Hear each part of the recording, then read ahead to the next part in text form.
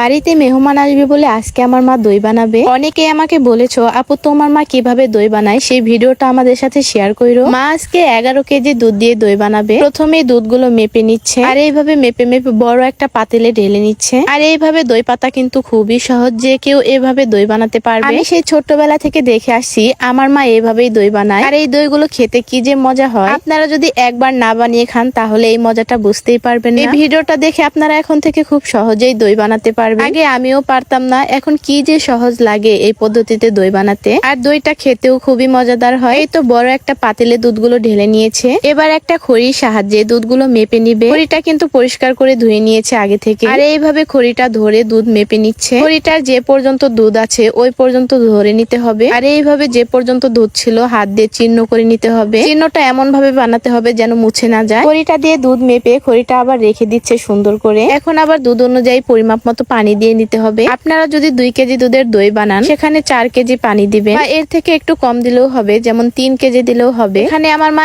11 KG দুধ নিয়েছে আর পানি দিচ্ছে এখানে 7 কেজি। পানি যত বেশি দেবে দইটা খেতেও কিন্তু তত মজা হবে আর জালটাও অনেক ভালো হবে। এরপর পানি দিয়ে দুধটা ভালো করে জাল করে নিতে হবে। এবার আমার মা দুধটা চুলায় জাল করে নিচ্ছে। অনেকক্ষণ সময় নিয়ে জাল করতে হবে। দুধটা জাল করতে করতে যখন বলক উঠে আসবে তখন দিয়ে দিবে চিনি। আর এখানে পনি 2 কেজি পরিমাণের মতো চিনি দিয়ে দিচ্ছে। আপনারা চাইলে চিনি একটু কম বেশি করেও নিতে পারবেন, কারণ অনেকেই টক দই খেতে পছন্দ করেন, আবার অনেকেই মিষ্টি দই খেতে পছন্দ করেন। তাই চিনিটা একটু কম বেশি করেও দেওয়া যায়। আবার খুব বেশি টকও না, আবার খুব বেশি মিষ্টিও না। আমরা ঠিক সেইভাবেই দই বানাই। সেক্ষেত্রে কেজিতে আধা পরিমাণ চিনি দিলেই হবে। দুধটা জাল করতে করতে দেখেন লাল হয়ে গিয়েছে। এইভাবে জাল করে পানিটা পুরোপুরি শুকিয়ে নিতে হবে। পানিটা পুরোপুরি শুকিয়েছে কিনা এভাবে খড়ি দিয়ে মাপ করে নিতে হবে। খড়িটা প্রথম অবস্থায় মাপ করে যতটুকু দাগ দিয়ে রেখেছিল, এখন আবার মাপ দিয়ে দেখছে সেই পরিমাণ দুধটা শুকিয়েছে কিনা। একদম মাপ মতো শুকিয়েছে। এই যে পর্যন্ত দাগ দিয়ে রেখেছিল ঠিক সেই পর্যন্তই দুধটা শুকিয়ে গিয়েছে। যতটুকু দুধ ছিল ঠিক ততটুকু পরিমাণেই দুধ আছে এখন। শুধুমাত্র বাড়তি যতটুকু পানি দিয়েছিল পানিটুকুই শুকিয়ে নিয়েছে। দুধ কিন্তু সেই আগের পরিমাপেই আছে।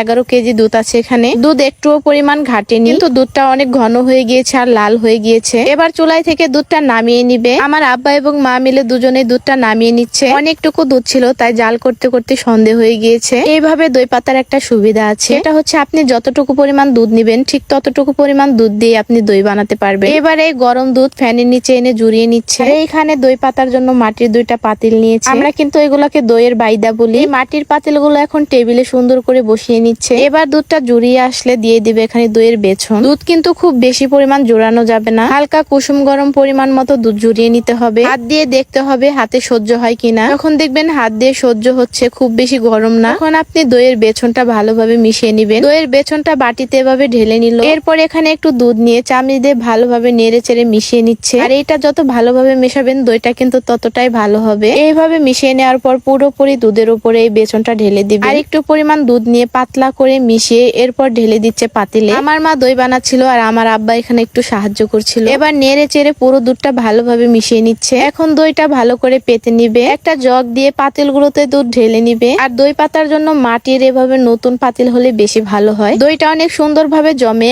আর মাটির পাতিলের দই খেতে কিন্তু বেশি মজা হয়ে থাকে। তাই আমরা বেশিরভাগ সময় মাটির পাতিলেই পাতি। আসলে দই কিন্তু অনেক ভাবেই বানানো যায়। আপনারা চাইলে দুধ শুকিয়েও দই বানাতে পারবেন, তো আমার মা যেভাবে বানায় সেটাই শুধু আপনাদের সাথে শেয়ার করছি। 2 পাতিলে ঢালার পরেও একটু পরিমাণ বেঁচে গিয়েছে আর ওইটুকু দুধ কাচের গ্লাসে ঢেলে নিচ্ছে। আর এইভাবে দই বানালে কিন্তু কাচের গ্লাসেও দই অনেক ভালো হয়। আমি আমার ছেলেকে তো প্রায় সময়ই এইভাবে কাচের গ্লাসে দই বানিয়ে খাওয়াই, কারণ কাচের গ্লাসে দই বানিয়ে খাওয়ালে অনেক দিন পর্যন্ত খাওয়ানো যায়। অনেকে আবার ভাবতে পারেন দই অনেক হয়তো ময়লা, আসলে এগুলো ময়লা ছিল না। দইটা একটু নিচে লেগে গিয়েছিল, পুড়ে গিয়েছিল, ওইগুলোই হালকা হালকা একটু ভেসে উঠেছে। এরপর সুন্দর একটা ওড়না বিছিয়ে সেখানে কাচের গ্লাস সুন্দরভাবে বসিয়ে নিচ্ছে। আর আমরা বাড়িতে যখন নিজেরা খাওয়ার জন্য দই পাতি তখন কিন্তু এইভাবে কাচের গ্লাসেই দই বানাই। আর এই দইগুলো ফ্রিজে রেখে চামিচ দিয়ে দিয়ে খাই। এবার সবকিছু সুন্দরভাবে বসিয়ে নিয়েছে। গ্লাসের উপরে একটা চামিচ দিয়ে দিচ্ছে যেন চাদরে লেগে না যায় দুধ। এরপর বিছানার একটা চাদর নিয়েছে আর চাদর দিয়ে দুধটা ভালো করে ঢেকে দিবে। যত ভালোভাবে ঢেকে দিবে তত ভালো করেই দই হবে। আমার আব্বা এবং মা মিলে দুজনেই সুন্দর করে ঢেকে দিচ্ছে।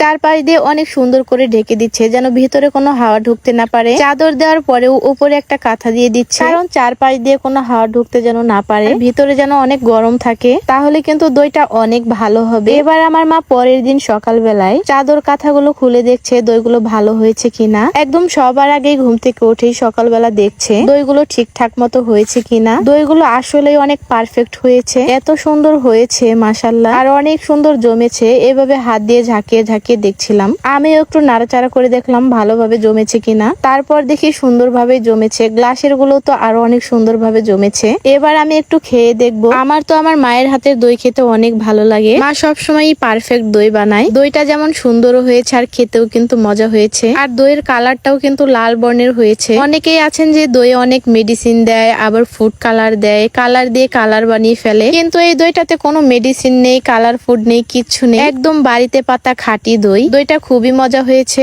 আপনারাও কিন্তু এইভাবে চেষ্টা করবেন, দেখবেন যে অনেক সহজ এইভাবে দই বানানো। এবার আমি গ্লাসের দইটা আপনাদেরকে একটু দেখাই। গ্লাসের দইটা কিন্তু আরো অনেক ভালো হয়েছে, আমি তো গ্লাস উপর করে দেখছিলাম, তারপরেও দইটা পড়ছে না। আর গ্লাসের দইগুলো আমি ফ্রিজে রেখেছিলাম। দুপুর বেলায় অনেক গরমের সময় আমি আমার ছেলেকে এইভাবে গ্লাসের দই খাওয়াই। আমার ছেলে তো এইভাবে গ্লাসের দই অনেক পছন্দ করে খেতে। অনেকে আবার বলেন যে এইভাবে মিষ্টি দই খাওয়ানো ঠিক না, কিন্তু আমার ছেলেকে আমি অন্য কোনো কিছুতেই চিনি দেই না, শুধুমাত্র এই মিষ্টি দইটা পছন্দ করে বলে একটু খাওয়াই। আলহামদুলিল্লাহ, আল্লাহর রহমতে আমার ছেলেটা আজ পর্যন্ত কিছুই হয়নি। আর বাড়িতে পাতা খাঁটি দুধ দিয়ে এইভাবে দই বানানো, যার মধ্যে কোনো কেমিক্যাল নেই, মেডিসিন নেই, এই দইটা খাওয়ালে আল্লাহর রহমতে কিছুই হবে না। আমি তো সেই ছোটবেলা থেকেই খাওয়াই, আর আমি ডক্টরের পরামর্শ নিয়েই খাওয়াই। যাই হোক, আজকে এ পর্যন্তই। সবাই ভালো থাকবেন, সুস্থ থাকবেন, আল্লাহ হাফেজ।